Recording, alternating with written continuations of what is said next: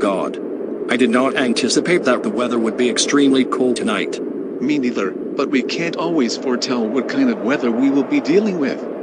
Good point.